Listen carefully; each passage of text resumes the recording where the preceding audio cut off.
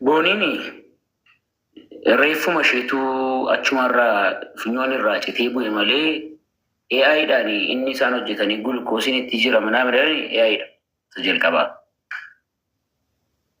Maaliif mucaan ofiyyuu furdoodha. Kaaboodhaan uffatnistee carqii morma ishee jalan jiru akkasumatti jechuudhaani.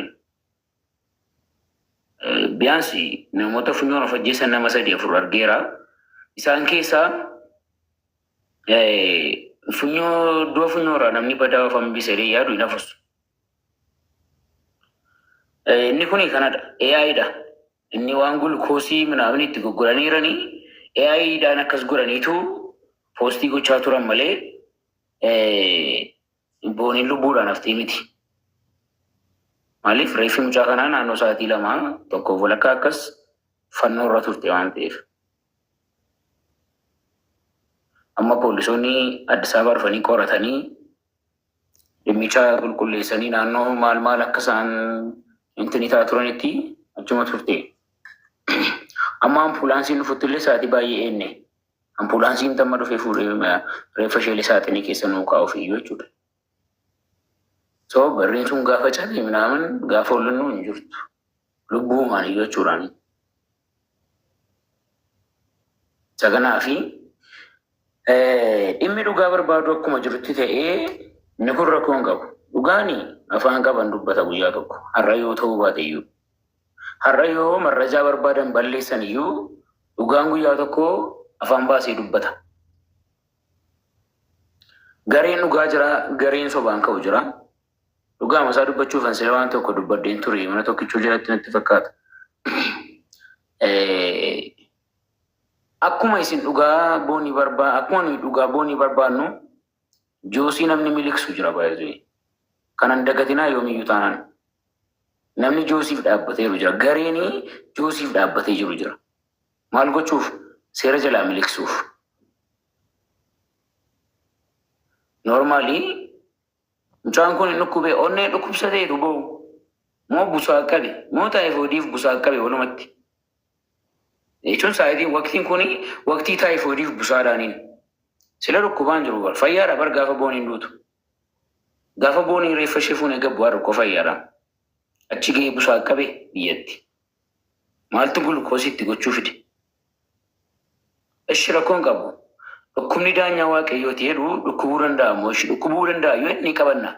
Garuu kun ajandaa biraan ta'u waa'een dhukkuba kanaa fakkeenyaa fi mucaan kuni an akkamittiin fudhadhe beektuusin kaaraakter በቃ ይችላል ልጁ አክቲንግ በጣም ነው የሚችለው ዋን ሲኒ ገሉን ይሰነረ ጅሩ dhugaa mucaa kanaa dhoksuudhaa fi aaktingii inni fayyadamaa jiruudhaan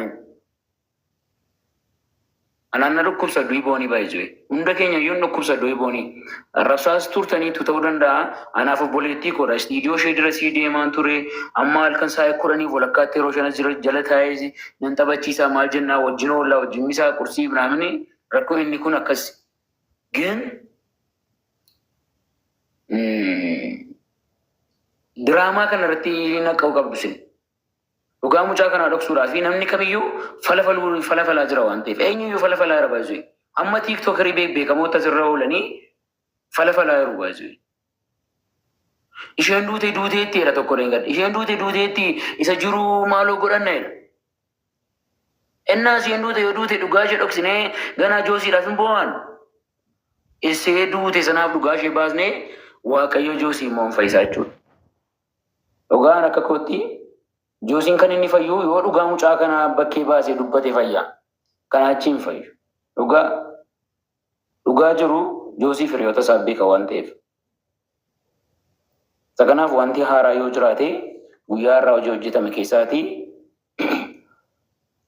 istiidiyoo ishee deemnee meeshaa achi keessa jiru galmeessinee kaameeraa achi keessa jiru godoksii achi keessa jiru laayitii achi keessa jiru galmaa'ee waardiyyaan itti qacaramee abbaan manaa yookaan abbaan fooqii lafisaan kireeffatan sun dhufee itti gaafatamummaa isaa fudhatee farramee qodaan tokko yoo as keessaa badee akka itti gaafatamullee akeekkachiisameeti kan inni deemee jechuudha. Hojii guyyaa irraa hojjetame keessaa tokko kanadha. So an dhugaa dubbachuu fi wanta isinitti himu keessaa tokko adaraa dhugaa barbaannaatti dhugaan dhoksina. Dhugaa barbaannaatti dhugaan dhoksina. Dhugaa bartuu barbaadanii dhugaa yoo dhokate gaarii miti waan ta'eef. Dhugaa kana immoo eenyu baasa? Namoota 687 jala jirantu baasa. Ilaa namoota 690 wayita guddachaa maqaan abbaasa. Malee hajjijoosii dhukkubsachaara isheen duute duuteetti maaloo ta'uu hin qabnu innaa isheen duuteetti kunoo ilaalaa ka'a. Argitanii warra kaleessa waa meeqattiin jechaa turan sobanii fakkeessaa warra turan yeroo isheen duute keessa fakkeessaa turan warri kun dhugaa boonii barbaanne dhee arraba lama haasaa ture namni sun baay'isuu dhugaa ishee barbaanne dhee viidiyoo jechaa ture. Har'a garuu isheen duuteetti rabbii fedhaati waan ta'uu hin qabne jechuudhaani. Isa lammataa bilbila ishee deemnee gaafannee turre hamma qaamni seeraa dhufutti bilbila kana hin kennu nuun jedhanii. Innaa nus maal irratti walii gallee bakka isheen kanaan dura taa'aa turte maazarii faazarii lafa isheen taa'aa turte faazarii harka jira. Isa kana kakatanii manutti himan kakatanii jechuudha. Garuu jirutti malee bakka obboleessi ishee dhufeera waan ta'eef bakka obboleessi ishee dhufee as yeroo inni ga'u qaama seeraa biratti as rakkabaa jedhanii nu didan. Gaafanneerra jechuudha dhugaa. So qaama seeraaf dhugoon kaffalamee dhaqamee akka inni yoo fattashame an dhugaa dubbachuuf mobaayilii ishee irraatii marrajaa argannu tokkoyyuu hin qabnu. Marrajaa tokko argannu hin qabnu. Badee bakka tabalaa ishee jalqaba ture. Maaliif imeelii ishee beekaa, paasoorrii ishee beekaa, FB ishee waan hunduma isaa beeka waan ta'eef. Joosii qofa miti kan beeku immoo qaamii lammaffaanii kana beeku jira. Qaamii lammaffaanii paasoorrii ishees imeelii ishees beeku jira. Mooditeerii ishee jira. Directingin ishee jira. Kan viidiyoo ishee poostatu jira. Angaruu kan hin jedhu haati mucaa kanaa deengadda adaraa lafa qabeenya ishee jiru hin beeku. Waan isheen taate hin beeku. Anneen gadda kunoo daasii isheen itti zargii geggeeffatte tun hin deeginii sharaarra buusnee gadda keessa taa'irraa adaraa dhugaa mucaa kootiin dhoksinaa jedhanii isa isaanii matanii adaraa dhugaa mucaa armee booniin dhoksinaa. Warri beektan yoo hin beektan ta'e immoo hordofaa fi sakaanii yeroo mucaan dhufuu naasofna qaama nageenyaa wajjinanii mucaa biyya jiru wal quunnamsiiseera. Wanta jiru isaan bukkeen dhaabbatu akkamitti akka wanti kun goolabamullee itti maniiru mucaan hin dhufa waan ta'eef isa kana akka ittiin haasofna. Biyaansi nuun ragaa kan biraa dhanneen furan. Lamin kan እንደሚመጣ እርግጠኛ ነኝ አለች። በቃ አለቀ። እርግጠኛ ነኝ አለች። ምኑ አንተን ካጣው እኔን ራሴን አጠፋለሁ ያለችዋ ቀን መጣች ማለት ነው። ለሷ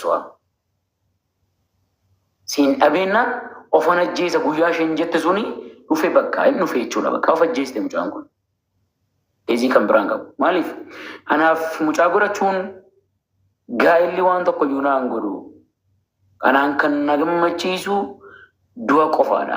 Iddoonaaf qophaa'ee deemaa jira. Ifa manaa godhaa jette. Mucaa kana akka riskii keessan buunnee fi waa'ee isaan haasofne jaako hin jenne maaloo hin jenne garuu rakkina ishee qofa himatteetti. Rakkina ishee maal jettee himatte? Guyyaan kun akka inni dhufu hirgixanyaan ture. Guyyaan kun akka inni dhufu hirgixanyaan ture. Ragaa kan biraa maal barbaaddu isin?